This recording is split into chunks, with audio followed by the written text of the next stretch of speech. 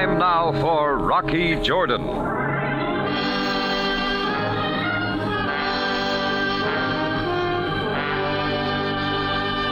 Things had been dull around the tambourine until I got that invitation to the tent of a desert sheik. It was a great party. The host was fine, the food was fine. And there was a dancing girl.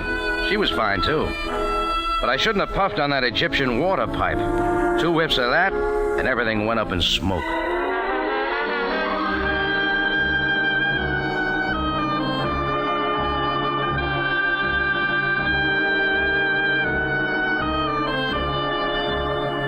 Again, we bring you a story of adventure with Rocky Jordan, proprietor of the Cafe Tambourine, which stands in a narrow street off Cairo's native quarter within sight of the Mosque Sultan Hassan. The Cafe Tambourine, crowded with forgotten men from the world's waterfronts, alive with the babble of many languages. Now, Rocky Jordan, and tonight's story, Death in the Sand.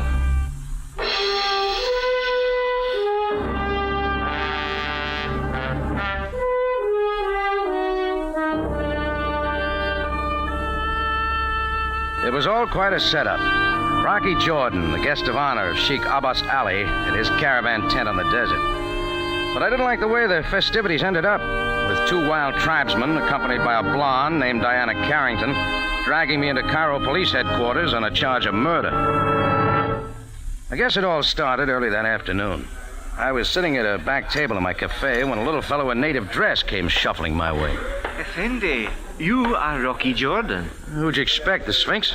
I am Ishmi, Effendi. I am a sand diviner. I'll take it somewhere else, Ishmi. Try some of the tourists up front. They'll bite. Wait, Mr. Jordan, one moment. Your future came to me as I was reading the sand. Tells of strange things for you, Effendi. Yeah? Like what? I will read the sand for you, Mr. Jordan. It reveals all, the past, present, and future. First, the pure white cloth on the table. Look, why not just skip the hocus-pocus and get to the point? And now on to the cloth, sand of the Sahara, from my diviner's pouch. You're gonna have to clean that up, you know. Now I take the sand so in my fingers. I let it rain down between my fingers so. The mystic sand. All right, just keep it out of my coffee. Esma, I see it again. A letter. That's standard. This letter is to Mr. Rocky Jordan. It is you. You are this man. And now, I see a trip into the desert. Still standard. But now, Effendi, a beautiful woman. A sleek ash blonde, like pure crystal. Oh, you're improving. Tell me more. I will try, Effendi. No, she is fading. But wait. No, this cannot be. Come on, Ishmi, get to the payoff line. No, Mr. Jordan, please, I cannot tell you this. Keep it in English and get it over with, huh? Very well, Mr. Jordan. I see it in the sand. I cannot mistake it. What? I see death. That's enough, Ishmi. Who sent you here? No one sent me here, Mr. Jordan. I'm only an humble sand diviner. I have the gift. Then take it somewhere else. You'll find plenty of yokels out around the pyramids. Imshi, Ishmi, Imshi. Very well, I will leave, Effendi, as you wish. Little Ishmi took his sand pouch and the hurt look in his face out the front way, and I sat looking at the pile of sand on the white cloth he'd left on my table. Every time somebody comes into the tambourine with that sort of pitch, I begin wondering. And I didn't stop wondering when she came toward my table. She was beautiful, ash blonde, like pure crystal. You are Mr. Rocky Jordan, I believe? Why, yes. Won't you sit down? Thank you. Mr. Jordan, I am Diana Carrington. Well, I'm glad to know you, Miss Diana. Oh, thank you for being informal. Rocky, I have a letter for you from Sheikh Abbas Ali. Here, open it. Oh, sure. My dear Rocky Jordan, I would be honored to have you as a guest at my tent on the desert this evening after prayers. There's a gift for you of rare beauty. I will await your coming. Signed, Sheikh Abbas Ali. Hey, this is all right. You will go? Why not? I understand the Sheikh puts on quite a party. Good. I'll pick you up here at the tambourine at 6. You mean you're invited too? Certainly. Do you mind? No, of course not. Okay, I'll be on tap at 6. Good. I'm sure the Sheikh's gift will be a great surprise. Goodbye, Rocky. Diana threw me a radiant smile and walked out. It occurred to me the sand diviner's reading of my future was coming true a little too fast. A letter, a crystal blonde, and a trip to the desert. I picked up the square cotton cloth Ishmi had left on the table.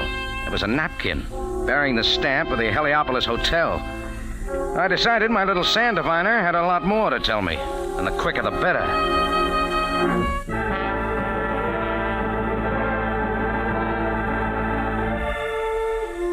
The Oasis room of the Heliopolis Hotel is fixed up like a Hollywood B-picture set. Papier-mâché palms, an oasis made of blue glass with some sand in it. I went in and sat down. Ishmi sat at a table across the room reading the sand for a couple of goggle-eyed tourists. He saw me, jumped, and looked quickly away. And my vision was suddenly blocked by a menu the size of a Sunday newspaper. On the front cover was the picture of one of the handsomest Arabians I'd ever seen. Your service, monsieur? Oh, I didn't bring my glasses. Oh, then may I suggest our specialty? Rice of the Nile, exotic nuts of Arabia, spices from India, blended into a dish fit for a pharaoh's taste. Bring me a plate of ham and eggs. Ah, as you wish, monsieur. And send that sand diviner over to my table. I'm worried about my future. At once, monsieur. The waiter stepped over to Ishmi and whispered something in his ear, but Ishmi stayed put. I waited. I finally caught his eye and beckoned to him. Instead of coming over, he turned and disappeared down a hallway, so I got up and followed. When I reached the hall, Ishmi was gone. There were several doors, and I chose the one marked manager. Seated behind a mahogany desk was the handsome Arab whose picture I'd seen on the menu. The picture didn't do him justice. He was clean-shaven, in perfect British dress. As he stood up, he towered over me. May I help you, sir? Why, you the manager? That is correct. I am Asa Symbol. Oh, I'm Rocky Jordan, Cafe Tambourine. I am delighted to meet you, Mr. Jordan. Please be seated. No, thanks. Looking for a little guy named Ishmi. Oh, our sand diviner. You will find him in the Oasis room. Not anymore. He's avoiding me like my creditors. I don't like it. That is indeed strange, Mr. Jordan. Ishmi has been in my employ for 6 years. He is my finest attraction. Well, then maybe you can explain what he was doing at my cafe this afternoon. I am sure I do not know. I didn't mind so much his scattering sand all over my place, but he predicted my future a little too accurately. Oh, that is understandable. Ishmi is the finest sand diviner in all Cairo. He has the gift. Don't tell me you think he's on the level. Most certainly. He reads the sand for me often. Ishmi has never failed to predict the future. Huh? Well, thanks. Sorry for busting in, Mr. Symbol. No offense, sir. Well, as your people say, may your mother give you many brothers. Oh, so kind of you. But one brother was plenty. Even then, she could not tell us apart. Well, I'd love to hear about it sometime. Now I will find Ishmi for you. No, thanks, friend. I wouldn't want to offend such a remarkable gift. Asa Symbol's eyes narrowed for a second, then he smiled and bowed graciously as I got out. A cover-up if I ever saw one. By now, a herd of elephants couldn't have kept me away from the sheik's tent. So I was waiting that evening when Diana drove up in her little Austin 7. We crossed the English bridge, honked a couple of dogs out of the way, and roared out past Giza. The road got rougher and rougher, and finally we made it to Sheikh Abbas Ali's encampment. 4 or 5 tents, camels, and goats tethered downwind. Sheikh Abbas Ali's tent opening must have been 6 feet high, but he had to bend down to come out. Peace be unto you. We appreciate the invitation, Abbas. Alaikum salam, Sheikh Ali. My house is your house. Come now inside. The food is prepared. I've heard your meals even top my blue plate special, Abbas. I trust you will enjoy it. Seat yourselves now. Oh, do you wish forks and spoons? We'll take it your way, Abbas.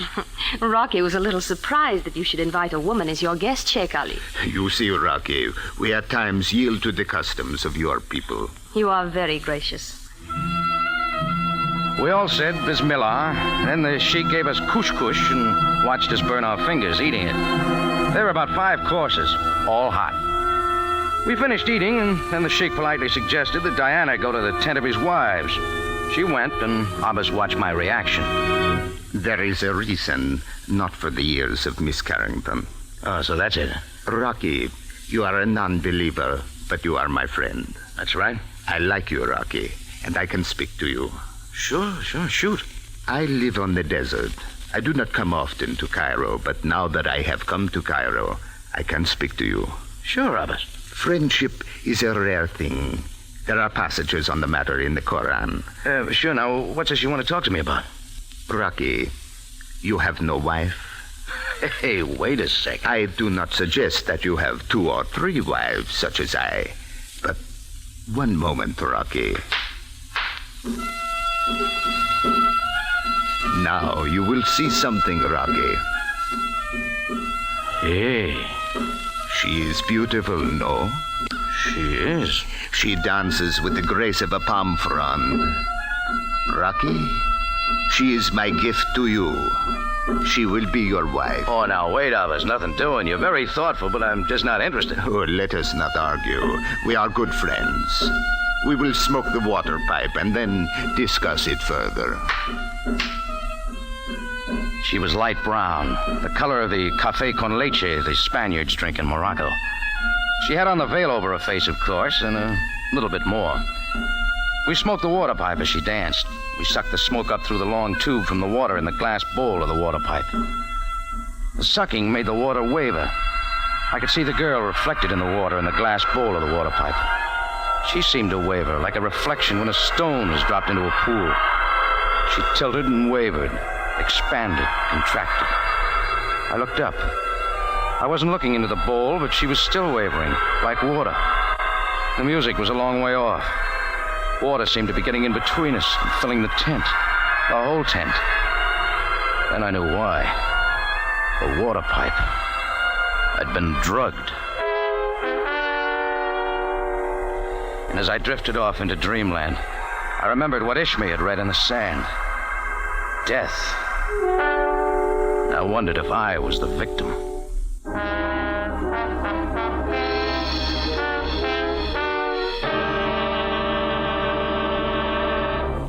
Rocky Jordan returns in just a moment.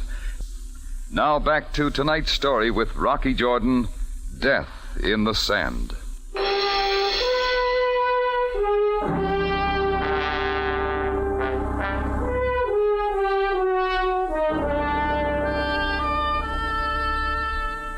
As I said, Ishmi, the sand diviner's predictions about my future were coming true a little too fast, including a beautiful blonde, a letter, and a trip to the desert. I checked on Ishmi with his employer, Asa Symbol, at the Heliopolis Hotel, but didn't get any satisfaction. That evening, the blonde named Diana Carrington and I went to the desert tent of Sheikh Abbas Ali. I smoked a water pipe and curtains. I don't know how long I was out, maybe half an hour. Then my senses slowly returned. Through the haze, and then more clearly, I saw Sheikh Abbas Ali still seated across from me, the water pipe still in his mouth. The music had stopped, and the dancing girl was gone. Sheikh Abbas didn't move. His chin rested on his beard. I spoke. He didn't answer. I got to my feet and moved over to him. I reached out and touched him. Then stiffly, grotesquely, he toppled over. I bent over him, and a sickening smell like ether almost set me spiraling off again. I heard the rustle of the tent flap and turned. It was Diana. Rocky, I think it's about time we told Sheikh Ali... Why? What's the matter? Sheikh Ali... Better not touch him, Diana. He's dead. Dead? Rocky, what did you do to him? Why did you do it, Rocky? I was drugged, that water pipe. You were here with him every minute. You killed him. Why should I kill him? Somebody must have drugged us both. Samak! Diana, what are you doing? You get those wild tribesmen in here. Samak, hurry! I want Miss Diana. Both of you, look at your chief. Sheikh Abbas Ali is dead. Who do this? Rocky Jordan was here. You! Let go of me. Stop. Diana, what the hell are you Hold him doing? here.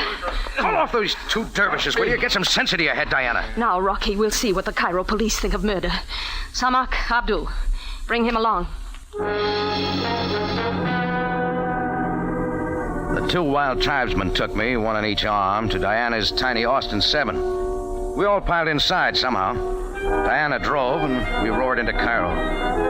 At least it gave me time to get my head clear and have a look at things. I tried to figure Diana and Sheikh Abbas Ali. The tribesmen from the Sheikh's caravan obeyed her every command. The car screeched to a stop in front of police headquarters. The two hefty camel boys dragged me in right through to Sam Sabaya's office. Sabaya, you must... Diana didn't wait for questions. And Sheikh Abbas Ali lay on the carpet dead, and Rocky standing over him. Jordan, kill him. I'll do the talking, Samak. Kill him with water pipe. Don't be stupid. What would I have against Abbas Ali? You were there all the time. Yes. I told you I was drunk.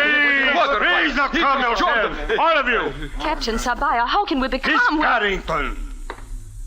Now, Jordan, you have heard the accusations. I suggest now that we hear your version of this affair. Well, it's about time. Go on, Jordan. Diana brought me an invitation from Sheikh Abbas Ali this afternoon. The Sheikh and I were friends, so I accepted. Diana drove me out to his encampment herself. He said he wanted to talk to me alone, so he sent her to the tent of his wives. Then a girl danced for us. We smoked a water pipe, and I passed out. When I came to, Abbas was dead. That's all I know. Miss Carrington, who saw Jordan commit this murder? Why, well, no one actually saw him, Captain Sabaya, but Rocky was there. I was drugged, Sam. How could I have done it? Was Sheikh Ali also drugged? I don't know. These overgrown sand fleas didn't give me a chance to find out. Then there is little more to be learned until the body is examined, and that we shall do at once. But Captain Sabaya, do you think that will be possible? The Sheikh's wives may already have buried him. I have considered that possibility, so I must leave for the encampment immediately. Well, what about me, Sam? Jordan, it stands to reason that you would not have killed the Sheikh and then drugged yourself. So until your accusers find greater proof, I will release you. You're letting him go, Captain Sabaya? Yeah. These two wolves in Sheik's clothing waiting to tear me to pieces? I will advise them to leave you completely alone, Jordan. Miss Carrington, I will talk to you again. Where do you live? 305 Shariadanya. I must ask you to stay there. And Jordan... Sure, Sam. Good. I may want to see you. Fine. Just look in some dark alley. I'll be there, with a knife in my back. I didn't like the fire in the eyes of Shamak and Abdu, so I got out fast and caught a roving taxi. And I was off for the Heliopolis Hotel. Ishmi, the sand diviner, was the kickoff man in this game with death, and I wanted to know who was calling signals. It was about 11 o'clock at night when I walked into the Oasis room of the Heliopolis Hotel. Little Ishmi was still missing, so I scouted the dining room and the lobby. Then I went back to the manager's office. The door was open, but the office was empty. Something caught my eye. In the center of the desk was a white cotton cloth, and sand was scattered all over everything. I picked up the cloth, began looking around. Then I found myself suddenly suspended in midair as a powerful hand held me from the back at arm's length. Asa Symbol had stopped being polite. Why do you come here? What do you want? Set me down, Goliath, and I'll tell you. Now, who are... Oh, Mr. Jordan. Oh, who cut your chin, Mr. Symbol? My chin? Why there... Forget it. I'm still looking for Ishmi. Ishmi? Yes, your sand diviner. Come on, tell me where he is and I'll get out of here. Ishmi is no longer with us. Oh, why not? Why, he is not reliable. There were complaints. It's not what you said this afternoon. Where does he live, then? Unfortunately, I do not know. He worked here and you don't even know where he lived? Perhaps you will find him tomorrow, out about the pyramids. Yeah, maybe. Well, if he comes back, tell him I'm looking for him. I will tell him, Mr. Jordan, most assuredly. Where Asa Symbol fitted into the picture, I didn't know. There were a lot of things I didn't know, and only Ishmi could tell me. I fished in my pocket for a couple of piastres and moved outside to a beggar who frequented the corner near the Heliopolis. The first piastre paid off. I learned that Ishmi hung out in a den down in the Muxi section of Cairo. I tossed the beggar the second coin for luck and then caught a taxi.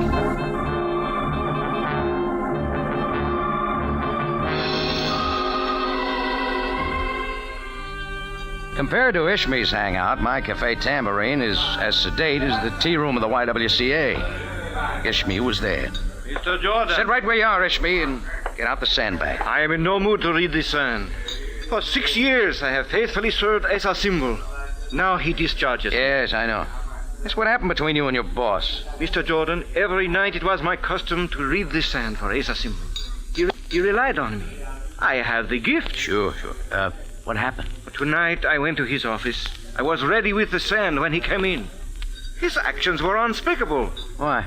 Not simply because of my confession, but what happened this afternoon. You mean when you came to the Cafe Tambourine? Yes. I have the gift, Effendi. But when this man offered me 2 Egyptian pounds to tell you those things, I could not refuse. I confessed all this to Asa Symbol. Wait a minute. Who sent you to the Tambourine? Sheikh Abbas Ali. He paid you to read my future? Oh, yes, but I told you only what he instructed. I did not read it in the sand, Effendi. Did Abbas Ali tell you to leave that Heliopolis Hotel napkin on my table? No, Mr. Jordan. That was my mistake. Yeah. You bungled the job, Ishmi. But I am most furious man, Mr. Jordan. Look, if you please. This menu I brought with me from the Oasis room. Read what he says about me. The Heliopolis proudly presents Cairo's foremost occult specialist, Ishmi, the sand diviner, with the personal endorsement and affection of Asa Symbol. You see? Now he throws me out, like a rat into the desert. I am most angry. Yeah. Who's Diana Carrington, Ishmi? I know I have no such person. Besides, I have other... I must go. Stay right here, Ishmi. Let go of my arm, Mr. Jordan. Let go. Oh, the police that scared you, huh? Hello, Sam. Hello, Jordan. I see you found him for me. Captain Sabaya, meet Ishmi, Cairo's foremost occult specialist. Please, I am only an humble sand diviner. Yes, of course. I only wish to ask you your purpose in visiting the Cafe Tambourine this afternoon. Yeah. Tell Sam what you just told me, Ishmi. But I told this man nothing, Captain Sabaya. Hey, wait a minute. About the visit, Ishmi. I was not at the Cafe Tambourine. Jordan, what does this mean? He's lying to you, Sam. I know nothing. This man just now came to my table, but I was in no mood to read Oh, this. you little... Wait a minute, come back here. Let him go, Jordan. Sam, he'll get away. He's got plenty to tell you. Sit down, Jordan. I will find him when I need him again. I don't figure you. Jordan, why did you not tell me that Diana Carrington was Sheikh Abbas Ali's wife?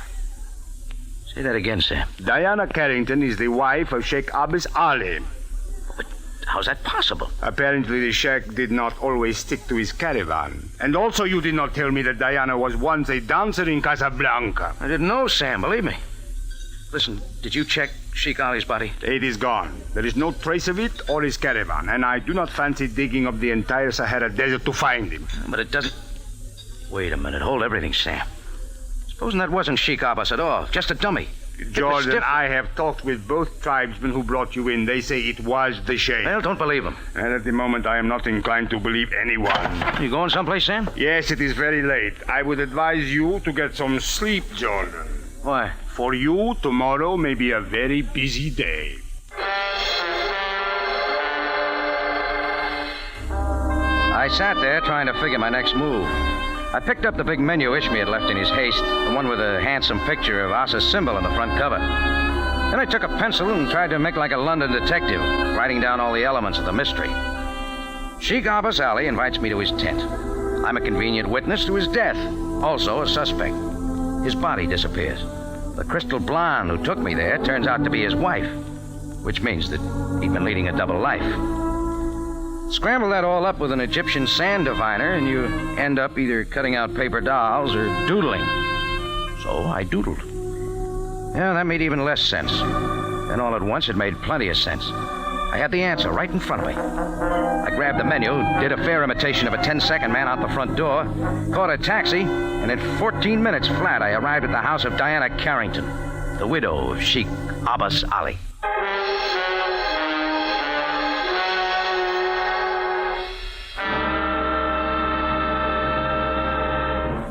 Rocky Jordan continues after this brief announcement. Now to conclude tonight's story with Rocky Jordan, Death in the Sand.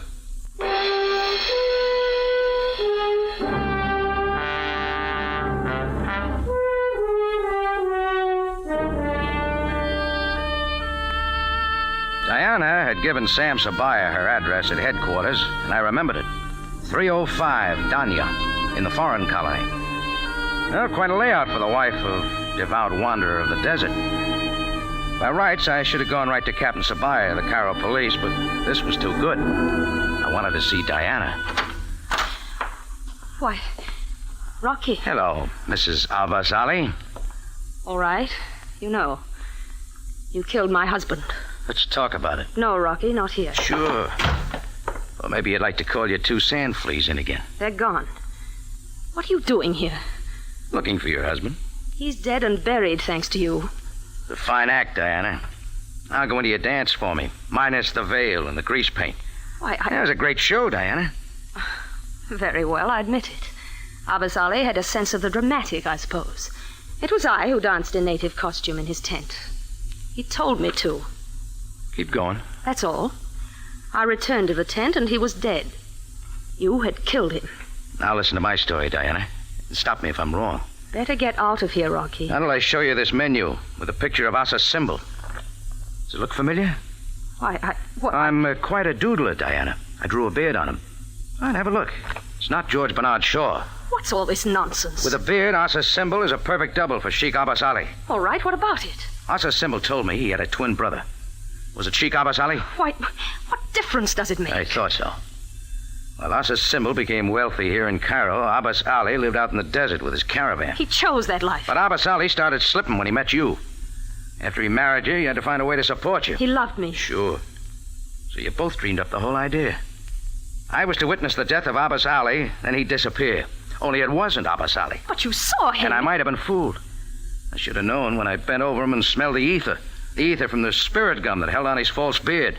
You'd better forget it, Rocky. All Abbas Ali had to do was shave off his beard, put on his brother's clothes, and suddenly he's the wealthiest Mr. Asa symbol, and nobody's the wiser. Abbas, he knows. I should have been smarter. I was standing with my back to the hall drapes. A hand reached through from behind and again held me in midair. It set me down and turned me around, but this time it didn't let go. Now, Rocky Jordan. Oh, you nicked your chin with that razor, Abbas. Diana, you will leave the room. Do it quickly, Abbas. Go at once. Hurry, Abbas. Hurry. More dramatics, Sheikh Abbas Ali? Death is not for the eyes of a woman, Rocky. You got plans? Rocky, you were my friend. Yeah. I liked you, Rocky. Take off the record. I've heard it before. Friendship is a rare thing. It is regrettable that it must end. No, I don't like it either. Listen, Abbas. Asa's symbol is dead and buried in the desert. Phony beard and all, huh? He will never be found. And neither will you. That's the way it is? Yes, Rocky, my friend. Okay. Then we might as well make it interesting. I suddenly jerked myself away from him, made for the door. He was big, but he was fast behind me like a panther. I had hold of the door latch, and I came up with both feet. Bounced off the big Bedouin like a rubber ball. His huge hand caught me across the face. I landed head first in a pile of chairs and mirrors. I swung a chair from the floor and caught his shins. Kill him! He lunged, kicking. I took the first one on the ribs, rolled away, and was up again. But only for a second. The next time I came up slowly, ready for anything. He stood there looking at me in surprise. Then he took 2 steps, sagged, and dropped hard on his back like a spread eagle. The peculiar scroll of a knife handle stuck out from his chest, like a wart on an egg. I spun around, and there in the open French window stood Ishmi, the sand diviner. I am most angry, Mr. Jordan. Yes, so I notice. Thanks, Ishmi. Too bad you had to kill him, but thanks anyway. I did it not for you, Mr. Jordan. I had been wronged. Yeah, sure. Where is Miss Carrington, his wife? Oh, she'll keep. Sam Sabaya is sure to be along any minute. I do not fear the police now. And I'll tell Sam you did it to save my life. I had much greater reason. This man killed my faithful employer, my trusted friend. Hey, wait a minute. You know this is Abbas Ali? Yes, I know everything. That he took Asa Symbol's place? How'd you figure it out? Figure it out, Mr. Jordan? That was not necessary. Remember, Effendi, I have the gift. With the gift, it is very simple. Oh, now wait, don't tell me yet. Yes, Mr. Jordan. I read it all. I read it in the sand.